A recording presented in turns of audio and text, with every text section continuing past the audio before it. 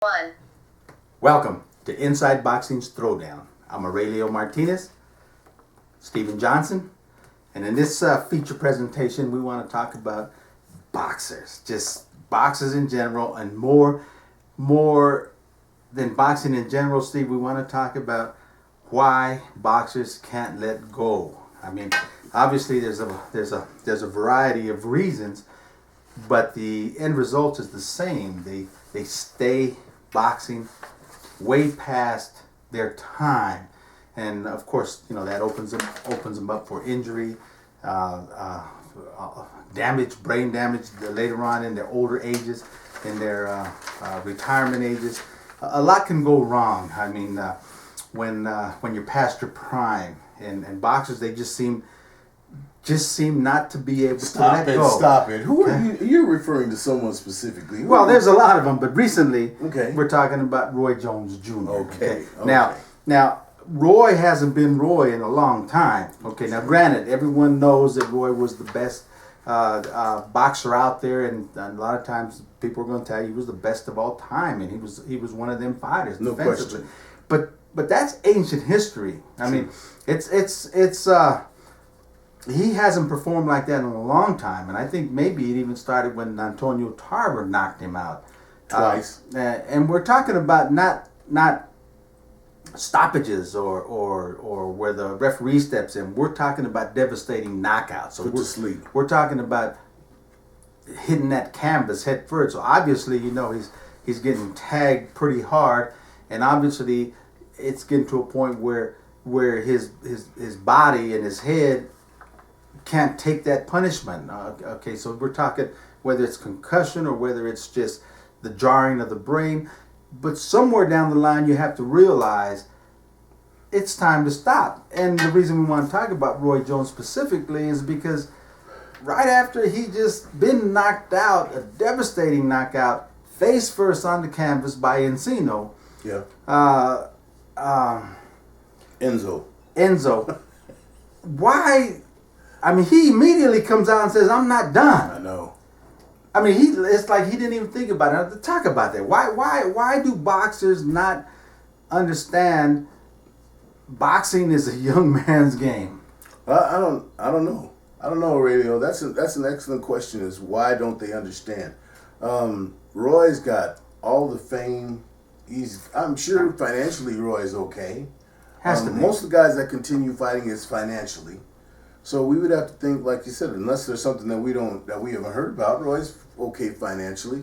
He's an excellent, as far as HBO is concerned, a boxing analyst. Yeah. So he's got a future behind. Why risk serious injury? And I agree with you. I think that's what'll happen next with Roy. I mean, because the three times that we've seen him knocked out that come to memory, and that's the two against Tarver and this one now against Enzo. Mm-hmm. Okay, the Welsh fighter.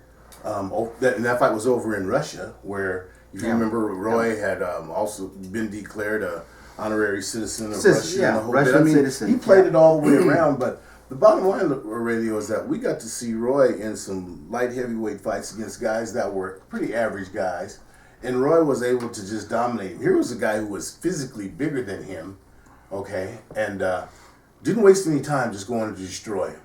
And like you said, for the Roy that we all know, it's kind of sad. No, it's not kind of. It is sad to see, because Roy at one time was, and I think that goes part of history that'll never be changed. Roy was the most dominant fighter, and I would say definitely in conversation about the best of all time. Wow. But when you go out like this, with things like this, is there somebody that can tell him, Roy, it's time to quit, that he will listen to? No. Okay. You can't. I mean, the difference here is that anybody, and I really mean this, anybody can win a fight. Okay? You, me, and the actor proved that. What's his name? The stringy hair actor at 60 went out and fought and won his fight. Mickey Rourke. Mickey Rourke. Okay, he proved that anyone can win a fight, because there are literally thousands of young pugilists out there that need the money, that need to make ends meet. They need to provide. So they go into a fight with the understanding they're not going to win, they're going for a paycheck. And you people that don't believe that, you're crazy. It's happened, and it happens a lot, and it's going to continue to happen. So you can win a fight. I mean, picking that type of an opponent, say, hey, you're going to make, X amount of dollars, $5,000 or something to fight this guy. Okay, basically, in so many words, beating around the bush is you're not coming to win. You're coming for this money, or we'll get somebody else. Okay, so it happens. So Roy Jones coming back and beating a couple of opponents like that really doesn't prove anything, because when you get in the ring, sooner or later you're going to get into the ring that's coming where an opponent's coming to win. Yeah. Okay. And right now, I don't care anyone that goes into the ring in the same weight division with Roy Jones Jr. that's coming to win will win. Okay. Roy is not Roy of past. Right. Okay. Well, Roy's 46 years old. That's my point. That's my point. No sense. And again, you talk about people coming back that can't let go. Most of the time, it's financially. Yeah. You know, you got house payments, you got food, you got a wife, you got kids, you got to make ends meet, and most of them are not, college educated to where they can go get a job and get, make $100,000 a year with the job. So they have to go back to what they know how to do, and that's in the ring. And obviously something has to be done to stop. I can see that. But with Roy Jones Jr. case, man, he's an analyst. He's a commentator. Yeah. So obviously money's not the problem. Can't be. So you just got to, you almost have to feel for someone like that. But how do you feel for someone that's got millions of dollars in the bank? I mean, obviously, what do you do? I mean, well, you make good points all the way around, because another one that comes to mind is Shannon Briggs, and this is a good example that correlates exactly what you're saying. Shannon Briggs, not college educated, has no other means of support, so he's been making waves about he would fight anybody, and we all know. We all feel that if Shannon Briggs got in there with any one of the top heavyweights, he gets destroyed, okay? But he's been talking and hoping for that payday. It's probably not going to happen, but in the case of somebody like a Shannon Briggs, doesn't have the abilities of a Roy Jones to be a boxing analyst or commentator, what does Shannon Briggs do? Shannon, there you go. It's financially. He wants the money. He wants to perform. He went and fought Klitschko and ended up going in the red on that because of the medical attention that he needed. Yeah. He didn't make any money on that. So why would he turn down $400,000 when how many people out there are going to make $400,000 in a night or in a year? Boxers, or especially. in 2 years or in 3 years. I mean, so you can take $400,000, and if you do it wisely, that can be your catapult into some financial stability for you and your family. But yet, you get that little greed. Well, no, I'm fighting the champion Wilder. I need to get $1 million. Yeah. Take the chance.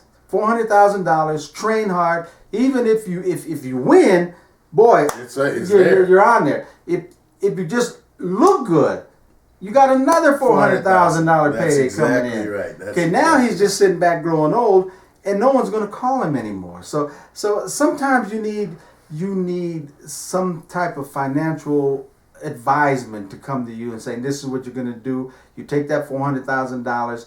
You're going to do this. You're going to invest in this small little business of what it. Come to Colorado, open up a medical marijuana store. No, whatever don't you're going to. But you know what I'm saying. Yeah. Invest. Well, and just in closing, let me just say this. I think you've made a very good case for, when we mentioned two guys in particular. We mentioned Roy Jones. We mentioned Shannon Briggs.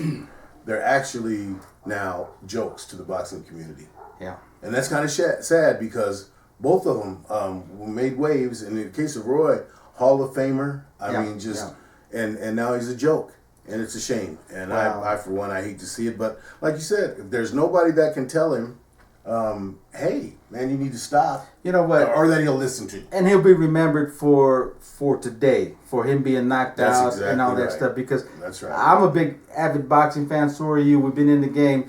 I don't remember them fights where he was dominant in the ring anymore. You just don't. I know. you come to current events. So I remember now Roy, the Roy I know now is the Roy that goes into the ring and gets knocked out. Yeah. Okay. Well, we're going to close out this first episode, and we're going to come in. We had some really good fight action this weekend. Actually, surprising fight action. And the reason I say it was good fight action because we had some upsets. It was. We also had one where the term robbery is totally legitimate, and we'll talk about them when we come right back. But we'll come back and we'll start with episode number 2. And in the meantime, Aurelio, what do we do? Keep them hands up. Keep them up, baby. All right.